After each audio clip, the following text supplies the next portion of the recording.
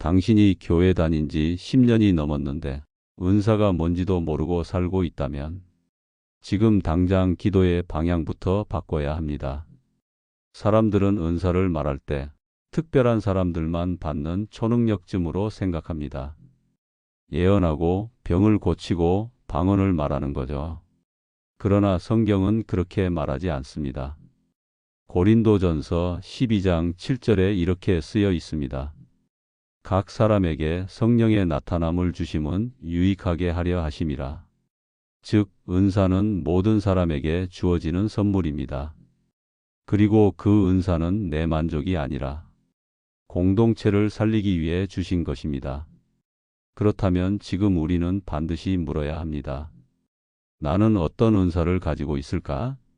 그리고 그 은사를 어떻게 써야 할까? 오늘 이 영상에서는 성경이 말하는 대표적인 9가지 은사의 종류와 특징을 하나씩 아주 구체적으로 소개해 드리겠습니다. 여기서 끝나지 않습니다. 각 은사가 실제 삶 속에서는 어떻게 나타나는지, 지금 시대에 어떤 방식으로 사용되고 있는지도 함께 나눕니다. 그 은사 당신 안에도 이미 있을 수 있습니다. 그걸 깨닫는 순간 신앙은 전혀 새로운 차원으로 들어가게 될 것입니다. 첫 번째, 지혜의 말씀의 은사. 말 한마디가 사람을 살립니다. 지혜의 말씀의 은사는 복잡하고 얽힌 문제 앞에서 아무도 해답을 찾지 못할 때 하나님의 관점으로 상황을 꿰뚫고 가장 정확한 말로 그 해답을 제시하는 은사입니다. 이건 단순한 논리력이나 높은 IQ에서 나오는 게 아닙니다. 평소에도 조용하던 사람이 어느 날 갑자기 깊은 통찰력 있는 말 한마디를 전하는 경우, 그게 바로 이 은사가 발현된 순간일 수 있습니다. 예를 들어, 가정이 무너질 위기에 처한 부부가 찾아와 감정이 폭발하기 직전일 때 목회자가 이렇게 말합니다. 혹시 지금 두 분 중 누군가가 하나님 앞에 먼저 무릎 꿇어 보셨나요? 그 짧은 한마디가 두 사람의 굳어진 마음을 무너뜨리고 회복의 시작점이 되기도 합니다. 성경에서는 솔로몬 왕이 대표적인 사례입니다. 두 여인이 한 아기를 두고 내 아이다라고 싸우던 상황에서 솔로몬은 아이를 반으로 나누자고 명령하죠. 그 말은 진짜 어머니의 마음을 드러내기 위한 지혜였습니다. 인간의 지식으로는 감히 낼 수 없는 판단, 하나님이 주신 지혜의 은사였던 겁니다. 이 은사는 단지 설교자나 리더만 가지는 것이 아닙니다. 중보 기도자, 상담자, 부모, 교회 안의 조용한 조력자에게도 이 은사가 역사할 수 있습니다. 혹시 당신은 누군가가 고민을 털어놓을 때 자주 어떻게 그런 말을 해줘? 너무 위로됐어. 라는 말을 들어본 적이 있나요? 그렇다면 하나님께서 당신 안에 지혜의 말씀의 은사를 주신 걸지도 모릅니다. 이 은사는 단 하나의 목표를 가집니다. 누군가를 살리고 회복시키는 것. 당신의 한마디가 누군가의 인생을 다시 세우는 하나님의 도구가 될 수 있습니다. 두 번째, 지식의 말씀의 은사. 말하지 않아도 아는 사람, 어떻게 그걸 알았을까? 지식의 말씀의 은사는 사람의 말이나 눈에 보이는 상황을 넘어서 하나님이 직접 알려주시는 정보나 사실을 순간적으로 깨닫게 되는 은사입니다. 이건 추리력이 좋다거나 사람을 잘 파악하는 성격 유형을 말하는 게 아닙니다. 그 사람에 대한 사전 지식이 전혀 없었는데도 그 마음 속에 무엇이 있는지를 알게 되는 것. 그게 바로 지식의 말씀의 은사입니다. 예를 들어볼게요. 어떤 청년이 교회에 처음 왔습니다. 겉으로 보기엔 멀쩡해 보였지만 한 중보 기도자가 그 청년을 위해 기도하던 중 갑자기 마음속에 이런 확신이 들었습니다. 이 친구 아버지와의 관계가 아직 회복되지 않았어. 그 상처가 신앙을 막고 있어. 그래서 그 기도자는 조심스럽게 청년에게 말합니다. 혹시 아버지와의 관계 때문에 많이 힘드셨죠? 청년은 아무 말도 못하고 눈물을 쏟아냅니다. 누구에게도 말하지 못한 그 상처를 하나님께서 기도의 자리에서 알려주신 것입니다. 이 은사는 상담할 때나 중보기도 중 또는 말씀을 전하는 중에도 나타납니다. 하나님께서 필요에 따라 지금 이걸 알아야 해라고 알려주시는 거죠. 예수님도 사마리아 여인을 만나셨을 때 그 여인이 남편이 5이나 있었고 지금 함께 사는 사람도 남편이 아님을 말씀하십니다. 여인이 말하죠. 당신은 선지자로 보입니다. 이건 예수님이 사람들의 뒷조사를 해서가 아니라 하나님 아버지로부터 직접 들으신 사실이었습니다. 이 은사를 받은 사람은 사람의 내면을 꿰뚫 때 판단하지 않고 오히려 위로하고 회복시키는 방향으로 나아갑니다. 지식의 말씀의 은사는 누군가의 마음속 깊은 곳에 묶여 있던 상처를 하나님이 보여주셔서 풀어내는 통로가 됩니다. 혹시 당신도 상대방이 아무 말도 하지 않았는데 왠지 이 사람이 지금 외로워 보인다. 이 사람은 지금 용서하지 못한 일이 있다. 하는 감각이 자주 드는가요? 그렇다면 하나님이 지식의 말씀의 은사를 통해 당신을 누군가의 회복의 길로 부르고 계신 건지도 모릅니다. 세 번째, 믿음의 은사. 다들 포기해도 이 사람은 하나님을 믿고 있었다. 믿음의 은사는 절망적인 상황 속에서도 하나님이 반드시 일하신다는 것을 끝까지 확신하게 만드는 능력입니다. 믿음은 모든 그리스도인에게 필요한 기본이지만 믿음의 은사는 차원이 다릅니다. 이 은사를 받은 사람은 인간적으로는 불가능해 보여도 하나님께서 하신다면 된다고 고백할 수 있는 사람입니다. 예를 들어 사랑하는 가족이 중병에 걸렸을 때 의사도 주변 사람도 모두 체념하지만 한 사람이 이렇게 말합니다. 괜찮아. 하나님이 반드시 이 상황을 사용하실 거야. 난 흔들리지 않아. 이런 고백은 단순한 긍정적 마인드에서 나오는 게 아닙니다. 하나님에 대한 신뢰가 영혼 깊숙이 박혀 있는 사람. 그 사람이 믿음의 은사를 받은 사람입니다. 성경을 보면 이 은사를 가진 대표적인 인물 중 하나가 바로 다니엘입니다. 사자굴에 던져진 상황, 살 수 있는 확률은 제로였지만 그는 두려워하지 않았습니다. 기도하는 것을 멈추지도 않았고 사자의 입이 닫히리라는 믿음으로 서 있었습니다. 믿음의 은사는 위기의 순간에 하나님의 능력을 끌어당기는 믿음입니다.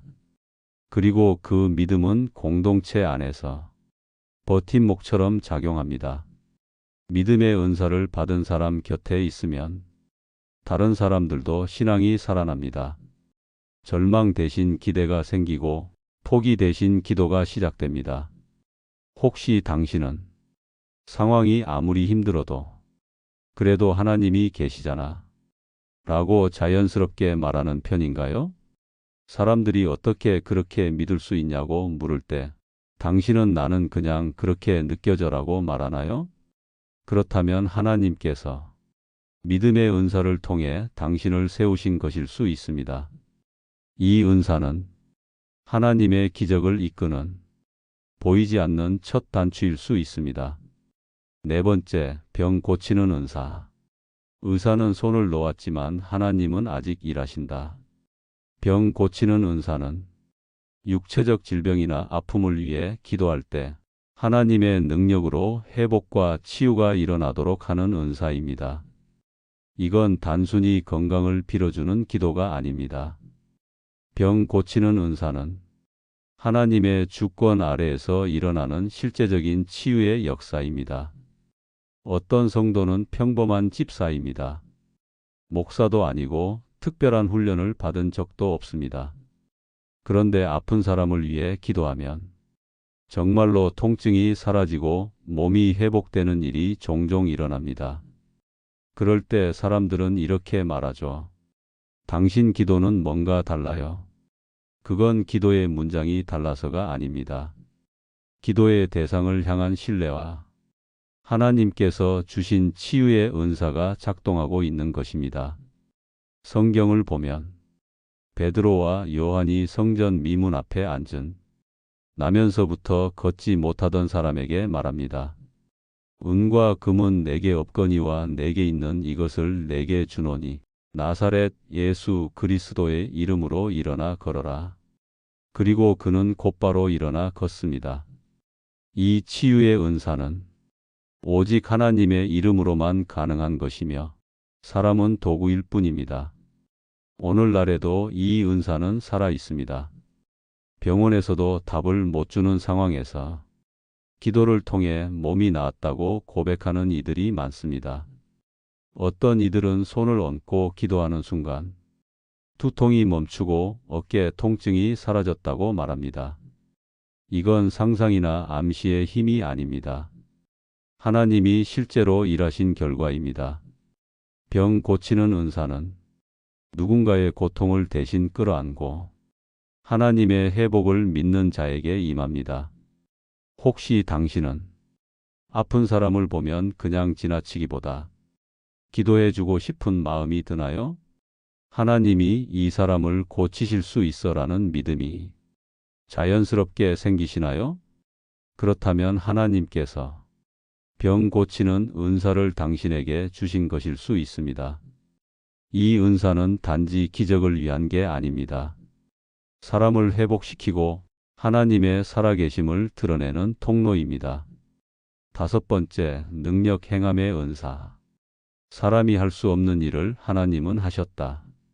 능력 행함의 은사는 자연의 법칙이나 인간의 한계를 넘어서는 초자연적인 기적을 통해 하나님의 능력을 드러내는 은사입니다.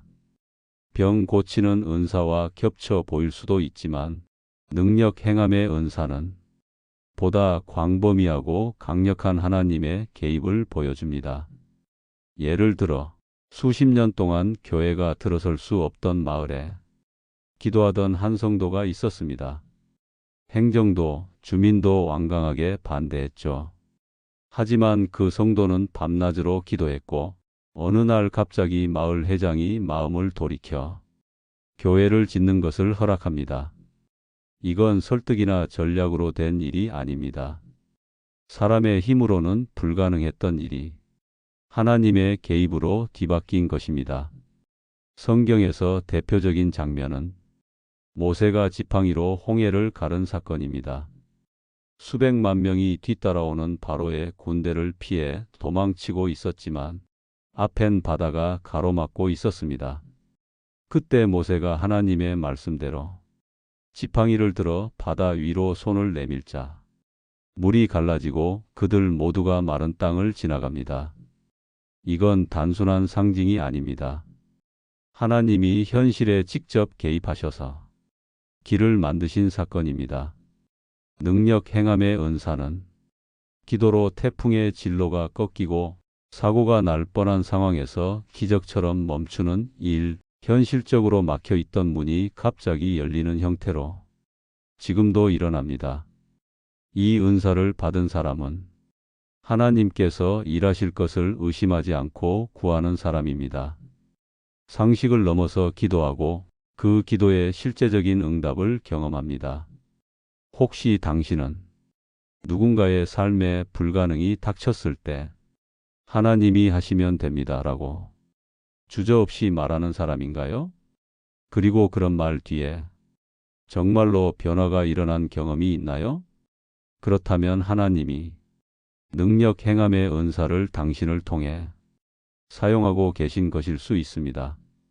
이 은사는 사람을 놀라게 하려고 주어진 게 아닙니다. 믿음 없는 사람에게 하나님이 살아계시다는 것을 보여주고 믿는 자에게는 더욱 담대히 나아가게 만드는 하나님의 강력한 증거입니다.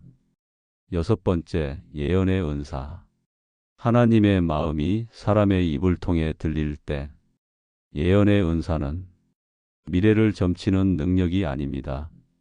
하나님의 뜻을 지금 이 순간에 사람들에게 전달하는 능력입니다. 우리는 예언이라는 단어를 들으면 앞날을 말해주는 예지 능력을 떠올립니다. 하지만 성경에서 말하는 예언의 은사는 하나님의 마음을 상황에 맞게 분별하고 그것을 필요한 사람들에게 전하는 것입니다. 예를 들어 어느 날 한 자매가 예배 중에 강하게 이런 마음을 받습니다. 이 공동체는 지금 용서하지 못한 마음에 갇혀 있다. 회개의 기도가 다시 시작되어야 한다. 그 마음을 나누자. 정말로 예배 중 공동체 전체가 회개의 눈물을 쏟습니다. 이런 순간은 감정이 만들어낸 것이 아닙니다. 하나님께서 지금 원하시는 말씀이 그 사람의 입을 통해 전달된 것입니다. 예언의 은사는 사람을 조종하거나 높이려는 것이 아니라 공동체를 회복시키고 길을 잃은 영혼을 돌이키게 하는 목적을 가집니다. 성경에는 아가보라는 인물이 나옵니다. 그는 예루살렘에 큰 흉년이 올 것을 예언했고 그 결과 많은 성도들이 대비할 수 있었습니다. 또한 바울에게 예루살렘에 가면 결박당할 것을 경고했죠. 예언은 듣는 자를 두렵게 하려는 게 아닙니다. 하나님의 뜻을 미리 깨닫고 지금 어떻게 반응할지를 준비하게 하는 것입니다. 예언의 은사는 기도 중에, 예배 중에 또는 일상 가운데 성령의 감동으로 찾아옵니다. 갑자기 마음에 확실한 메시지가 떠오르고 그 말이 꼭 필요한 사람에게 전해질 때 그것이 예언이 되는 것입니다. 혹시 당신은 기도하거나 말씀을 볼 때 이건 꼭 누구에게 말해줘야 할 것 같아. 이 말씀이 지금 우리 공동체를 향한 것 같다. 라는 강한 마음을 자주 느끼나요? 그렇다면 하나님께서 예언의 은사를 통해 당신을 사용하고 계신 것일 수 있습니다. 예언은 영적인 통로입니다. 그리고 그 통로는 무너진 공동체를 다시 세우는 하나님의 숨결이 흐르는 길이 됩니다. 7번째, 영분별의 은사. 겉모습은 속이지 못합니다. 진짜를 보는 눈. 영분별의 은사는 말과 행동의 이면에 숨겨진 영적인 실체를 정확하게 알아보게 하는 은사입니다. 우리는 사람을 볼 때 말하는 방식, 눈빛, 성격, 경력 등을 보고 판단합니다. 하지만 그것만으로는 그 사람이 지금 어떤 영적 영향 아래 있는지를 결코 알 수 없습니다. 영분별의 은사는 사람의 겉모습에 속지 않고 그 이면에서 역사하는 하나님의 영인지 거짓의 영인지 분별하게 해줍니다. 예를 들어 어느 모임에 처음 온 사람이 있습니다. 겉으로는 너무나 친절하고 말도 조리 있게 잘합니다. 다들 저 사람 참 괜찮다고 말합니다. 그런데 어떤 한 사람이 속으로 이상한 느낌을 받습니다. 저 사람 뭔가 다르다. 분위기를 교묘하게 흔들려 한다. 며칠 후 그 사람은 실제로 공동체를 분열시키려는 의도를 드러냅니다. 그걸 처음부터 감지한 사람은 인간적 직감이 아니라 영적인 감별력으로 보고 있었던 것입니다. 성경에서도 이런 사례가 나옵니다. 사도행전 16장에서 바울 일행이 전도하던 중 점치는 귀신 들린 여종이 계속 따라오며 이 사람들은 하나님의 종들입니다라고 외칩니다. 표면적으로는 좋은 말이지만 바울은 그 뒤에 숨어 있는 악한 영을 분별하고 그 여종 안에 있던 귀신을 쫓아냅니다. 영 분별의 은사는 공동체를 보호하고 하나님의 사역을 망치는 미묘한 속임수를 미리 감지하게 하는 매우 중요한 기능을 합니다. 이 은사를 받은 사람은 상대방의 말보다 마음의 중심을 보고 분위기의 흐름보다 그 안의 감도는 영의 기운을 느낍니다. 혹시 당신은 누군가를 만났을 때 이유는 설명 못하지만 이 사람 주의해야겠다는 마음이 강하게 드나요? 혹은 어떤 메시지나 설교를 들을 때 겉으로는 좋아 보이는데 속에서 거부감이 올라오고 이건 하나님 것이 아닌 것 같아라는 느낌이 드나요? 그렇다면 하나님께서 영분별의 은사를 통해 당신에게 진짜를 보는 눈을 주신 것일 수 있습니다. 이 은사는 교회를 지키는 방패가 되고 무분별한 열정 속에서도 중심을 지켜주는 하나님의 중요한 경고 시스템입니다. 여덟 번째, 방언의 은사. 말은 모르겠지만 마음은 뜨겁습니다. 방언의 은사는 사람이 알지 못하는 새로운 언어로 하나님께 기도하거나 찬양하게 되는 은사입니다. 이건 외국어 공부처럼 배우는 게 아니라 성령께서 직접 주시는 말로 드리는 기도입니다. 사도행전 2장 오순절 날 성령이 임하시자 제자들이 각기 다른 나라의 언어로 말하기 시작했습니다. 그들은 배운 적도 없는 언어로 하나님의 큰일을 말하고 있었죠. 하지만 방언의 은사는 꼭 실제 존재하는 외국어일 필요는 없습니다. 많은 경우 사람이 이해할 수 없는 말로 영 안에서 하나님께 깊은 기도를 드리는 형태로 나타납니다. 방언으로 기도할 때 그 의미를 정확히 알지는 못하지만 마음 깊은 곳에서 영이 하나님과 직접 소통하고 있다는 확신이 듭니다. 예를 들어 기도하려고 무릎을 꿇는데 무슨 말을 해야 할지 모르겠는 날이 있습니다.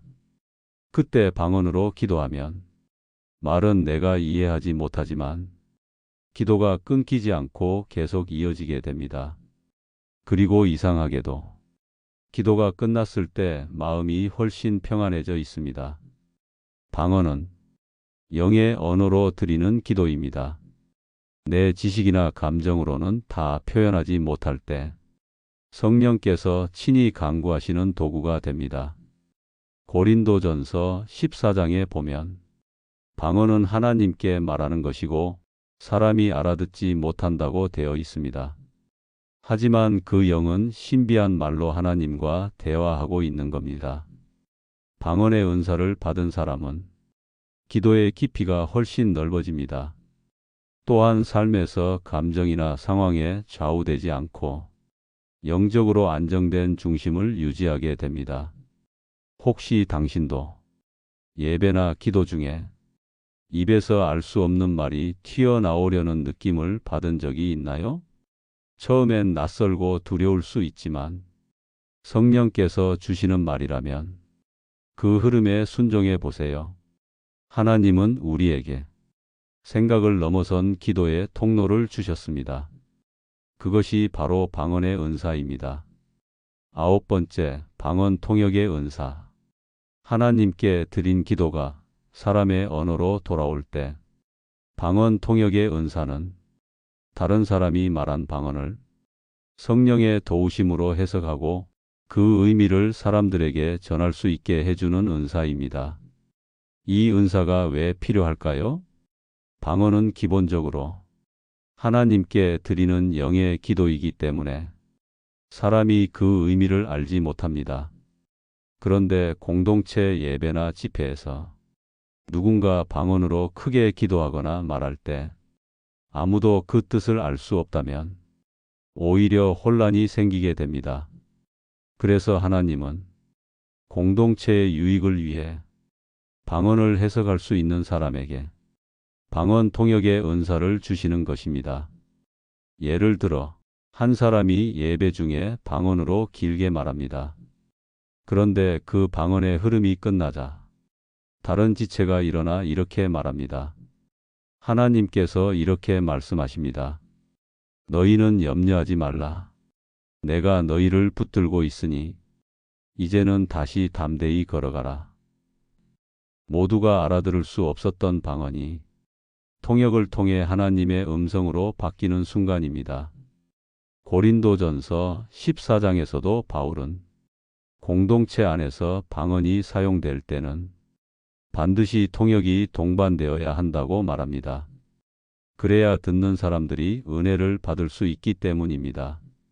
방언 통역의 은사는 단순한 언어 번역이 아닙니다. 하나님께서 지금 이 자리에서 무엇을 말씀하시는지를 영적으로 감지하고 전하는 능력입니다. 이 은사를 받은 사람은 방언을 들을 때 마음속에 뜻이 떠오르거나 말로 풀어야 할 강한 부담감을 느낍니다. 그리고 그 말을 전할 때 그 자리에 있던 사람들이 하나님의 임재를 깊이 체험하게 됩니다. 혹시 당신은 누군가 방언으로 기도할 때 저게 무슨 말인지 알 것 같다, 마치 해석이 마음에 떠오른다는 느낌을 받은 적이 있나요? 그렇다면 하나님께서 방언 통역의 은사를 통해 당신을 공동체 안에서 영적인 전달자, 연결자로 세우고 계신 것일 수 있습니다.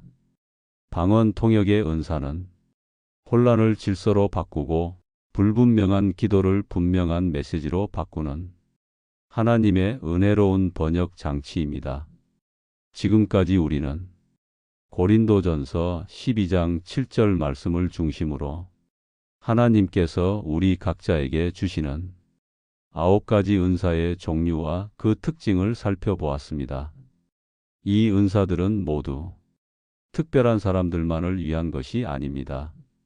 목회자만, 선교사만 받는 것이 아닙니다. 하나님을 믿는 모든 사람에게 주시는 선물입니다. 은사는 나를 드러내기 위한 능력이 아니라 하나님을 드러내기 위한 도구입니다. 그리고 그 도구는 누군가의 삶을 살리고 공동체를 세우고 무너진 영혼을 일으키는 데 사용되기 위해 존재합니다. 지금 나는 어떤 은사를 가지고 있을까요?